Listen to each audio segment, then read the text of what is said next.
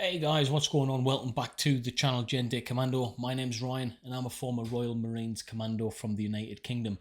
And today what we're going to be talking about is, well, it's a question really, and it's a question I've been thinking about whilst I was watching part of this video. It's basically mountain train commandos in Scotland, the Royal Marines. Now, my question to you guys is, could SEAL Team 6 do this type of training? And if they could, what aspects of it could they do good? What aspects of it would they do bad? Because SEAL Team 6 are, arguably one of the best fighting teams on the planet in terms of how the military conducts itself, globally. The United States are among the best soldiers on the planet.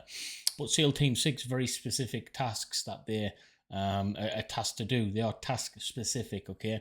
Same as the Royal Marines. So that means there'll be elements that we're very good at militarily, and some elements will be very bad at. But guys, from first-hand experience, I can tell you Arctic and mountain warfare is where we are global leaders, okay? We are globally some of the best troops in the Arctic and mountain warfare sector, okay? That's just a fact. So could SEAL Team 6 undergo this type of training? And if so, would they be good at doing it real time in the real world? Let's find out.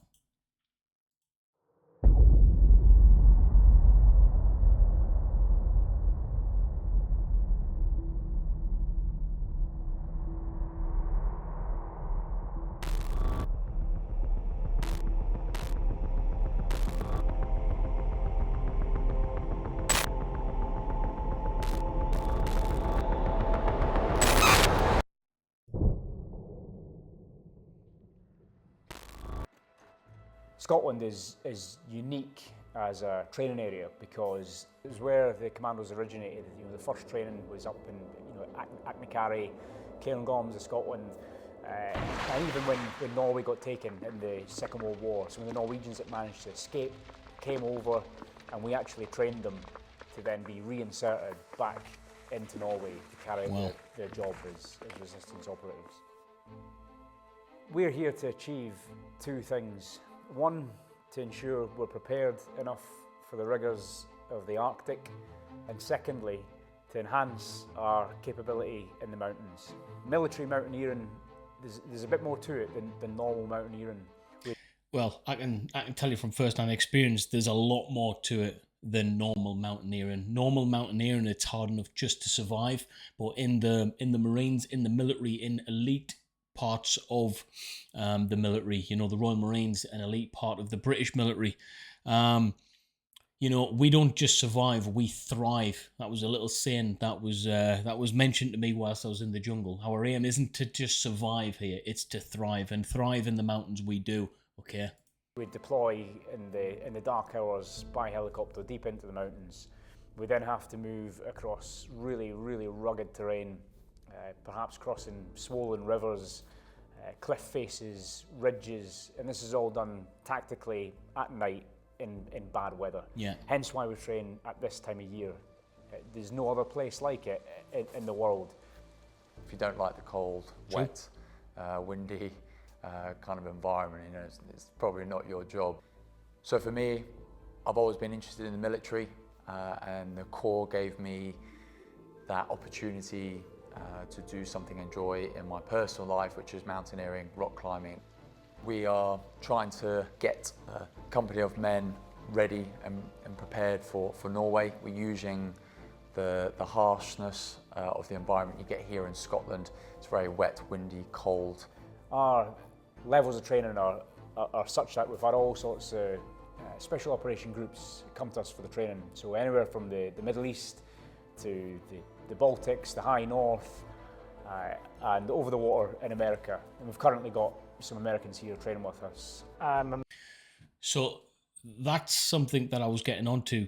SEAL Team 6, the SEALs in general, very task specific, train year in, year out at the different tasks that they're capable of doing. Now, could they pass and do something like this? Obviously, the answer is yes so far. We've got, as it says there, a member of the Special Forces group from America training with the Royal Marines. Now, this isn't uncommon, guys, for different specialist groups to train with each other. Now, the Royal Marines have been the spearhead of training different groups of military personnel throughout the whole world. And it goes without saying, it's because the environment in which we operate in and train in naturally is very, very tough indeed. Like you say, some parts of Scotland are some of the harshest conditions you'll see in the globe. A member of 10th Special Forces Group. We are currently here training with Royal Marines. And the idea behind our training is to improve our skills. We've experienced 4 seasons throughout our time here in Scotland, and the mountain level 1 and 2 instructors that we have providing the instruction are exceptionally well versed in these mountain skills. We've definitely learned a lot from them, and I'm very appreciative of all the sort of warm welcome and also invaluable insights that our partners have. And that's the thing, it's about being able to work together. The Americans and the British have worked together for a long time. The Norwegians, the Swedish, we work together, and together we're stronger.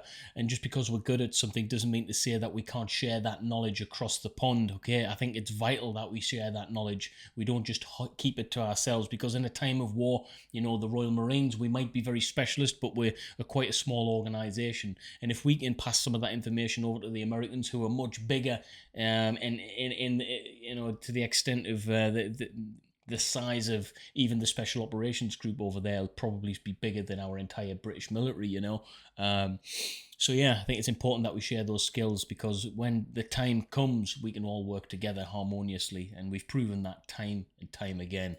And are able to provide us with a better perspective, not only just training, but culturally as well.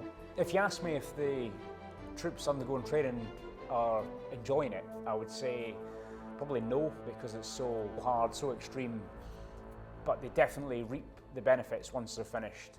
After it, they are going to feel a real sense of achievement.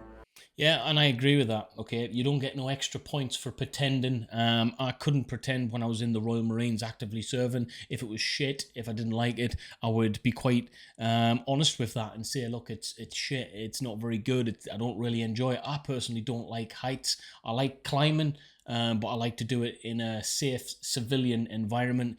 The British military, the way we did it in the Royal Marines, mountaineering was very, very tough, hard, dangerous, all right? Very, very dangerous. Most of it's done without harnesses and stuff. You're climbing rock faces solo with kit on your back in many cases. So, yeah, I understand what he's saying. It's meant to be hard, but in a wartime situation, you're not going to have the pleasure of it being easy. You're not going to have the pleasure of it being nice. It's all going to be tough. So I'm a big believer in you have to train like you fight, okay? And that's very, very hard and very, very difficult. And I think it's important to be that way. And certainly when they get into the Arctic, they'll feel far more ready.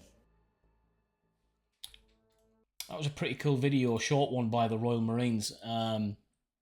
First off, the link of this is going to be in the description. Now, could SEAL Team 6, I think that was a little bit too specific. Haven't seen that Special Operations member of the United States military was taking part in this. I think it's better to say, could a person from the SOG be able to do this type of training? Well, the answer is yes, but they're doing it under our wing, under the British military's wing, under the Royal Marines Commando's wing, and I say that quite proudly. All right, we happen to be in an environment where we have the mountains, the cold, the wet, the miserable, all on our doorstep, and we've trained there for a long, long time, and we've become leading mountain Arctic warfare specialists. Okay, so why not learn from the best? That's what I would say. And when it comes to the mountains and the Arctic, we're pretty damn good at it, guys. So I'm happy that we're working together. I'm happy that we're doing this thing together. If you like this video, guys, please smash a like. We're nearly at 200,000 subscribers now. If you want to become a member to support the channel, then you're more than welcome to do so, guys. But more importantly, like, share, and subscribe to the channel. And I'll see you in the comments. Peace.